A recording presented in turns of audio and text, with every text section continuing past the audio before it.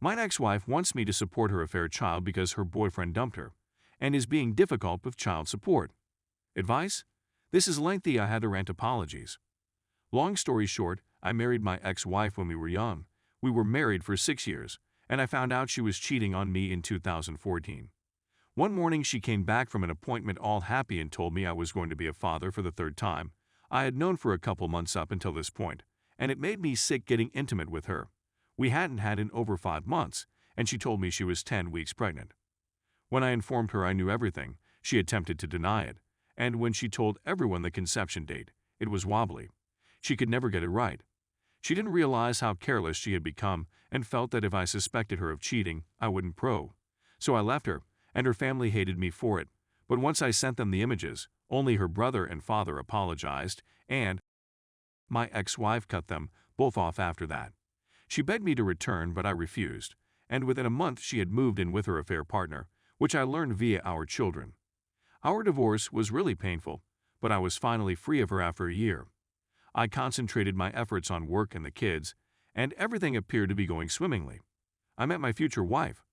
3 years after leaving my ex, she had been divorced in the previous year and had 2 daughters, 5 and 1. I liked her and the children, and both my children enjoyed spending time with these girls as well. 18 months later, we moved in together, and we were our own family unit.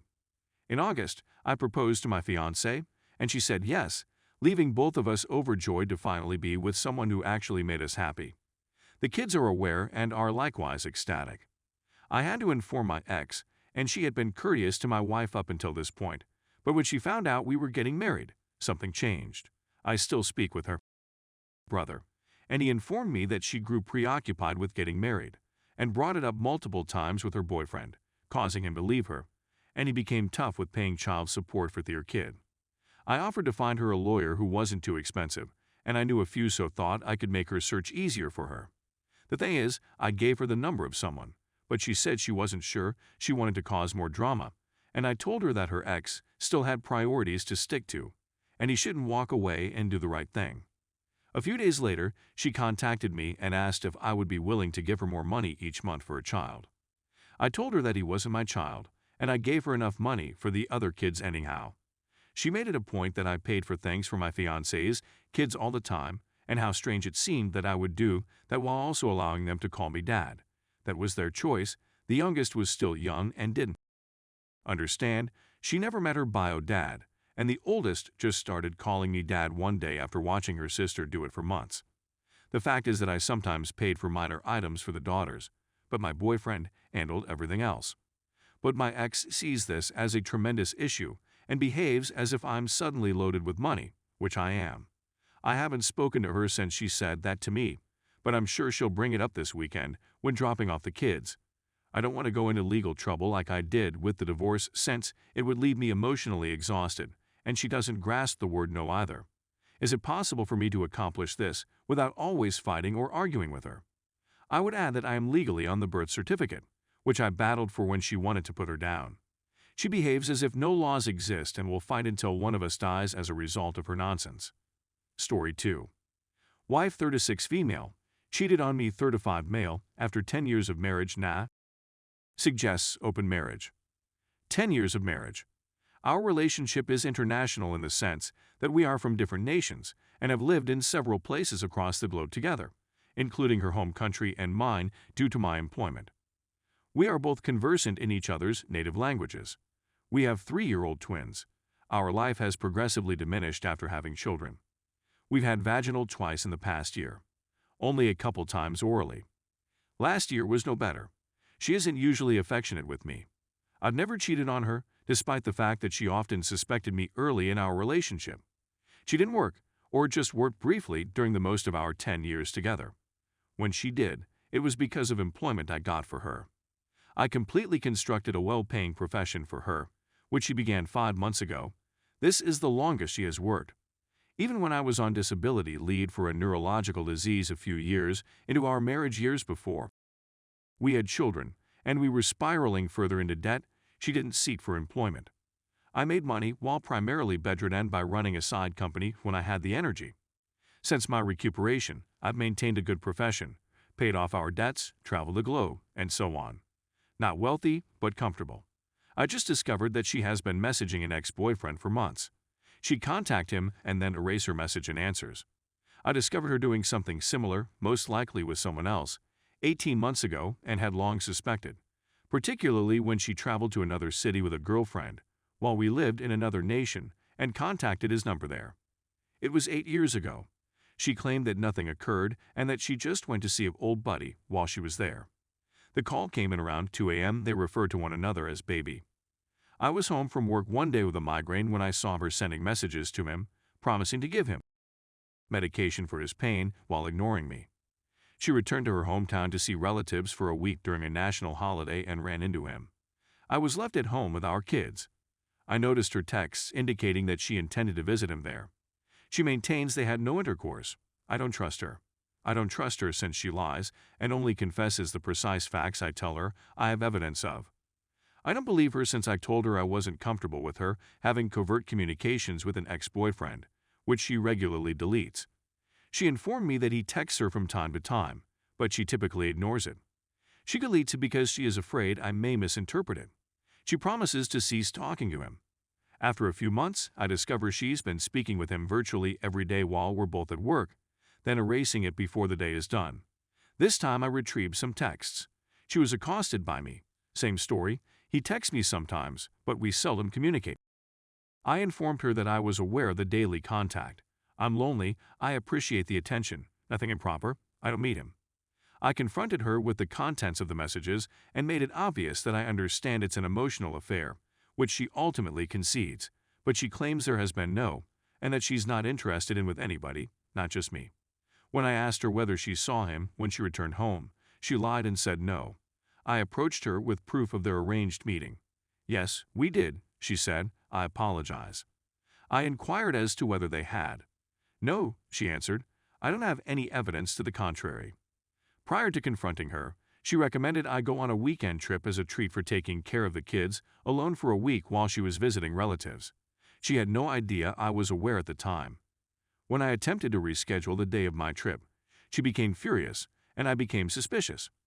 After I confronted her and informed her of the proof, she eventually admitted she was mistaken and said that she would no longer contact him. Her texts were obtained by me. She told him she needed time to think about it, that it wasn't appropriate to go on like this all the time. You need to think about those too, he added. I'm assuming he was referring to my twins. She said, perhaps I can't see you. You should not return here. My flight is tomorrow morning, he added, the day she suggested I go traveling. Are you not committed to us? He inquired. She then dialed his number. I questioned her about it afterwards. She intended to bring him to my house, where my boys are. How many times had she seen him in this place?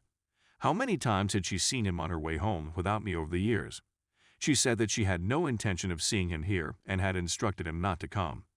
That she never met him here, and that this was a new relationship, conveniently only starting as far back as I have documentation.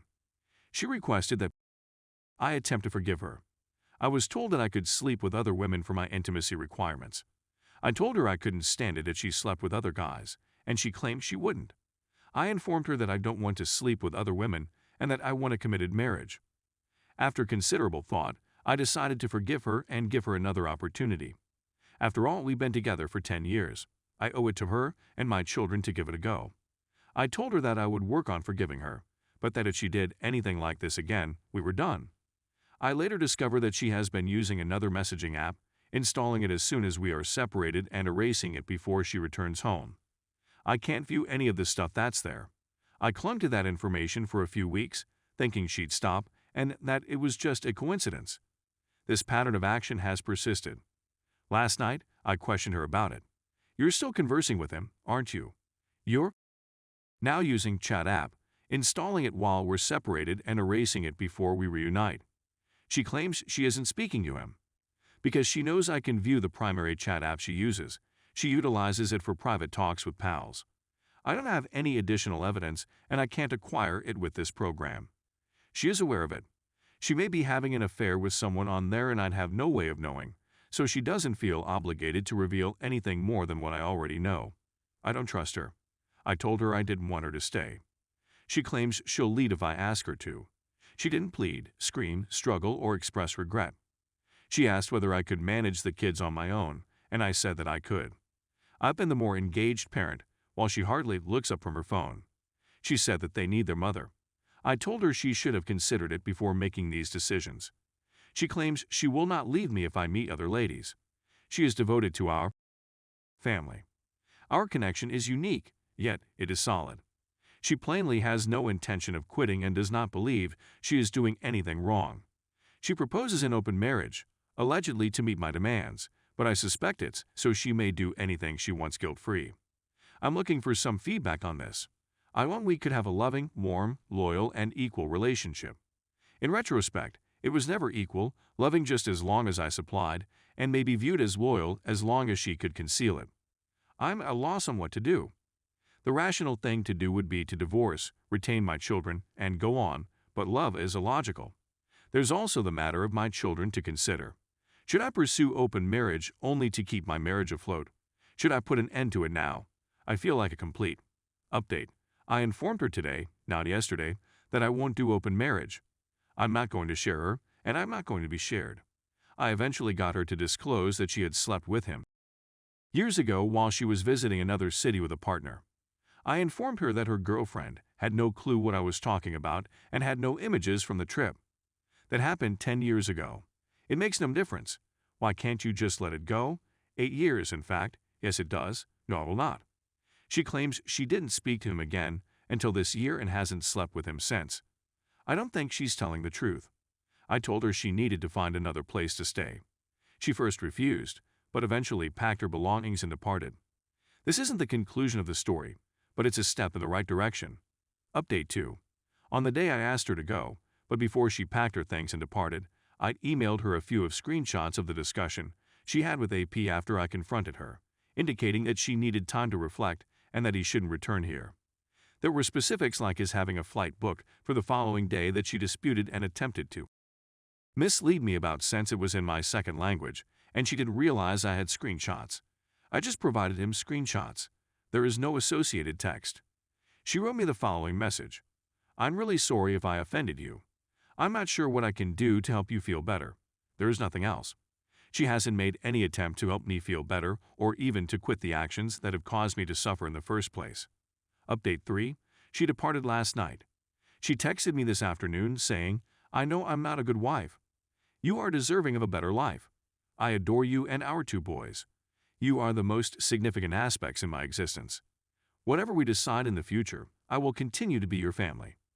My eyes welled up with tears as I read this. It is too little, too late. There was no effort to repair it. There are no recommendations about how to improve things. The burden has always been squarely on my shoulders. It still is. Thank you for all you've done for me over the last 10 years. There are no specifics. I'm not sure what she means, but I've done everything for her, and she's only ever seen what I haven't done to her satisfaction. I know I'm not a good wife, and I have no plans to become one. You are deserving of a better life. She is correct in one point. I am deserving of a better life. I adore you and our 2 boys. God forbid. On some level, this is correct, but she didn't love or respect us enough to quit cheating or contemplate the consequences. Worse, she thought about it and concluded that him was worth it. You are the most significant people in my life. Demonstrably false. Whatever we decide in the future, I will still be your family. This is the one sentence that pierces my heart the most. I wished for us to grow old together. I always saw us as a frail older couple holding hands as we shuffled to the kitchen for tea. She robbed us of our future.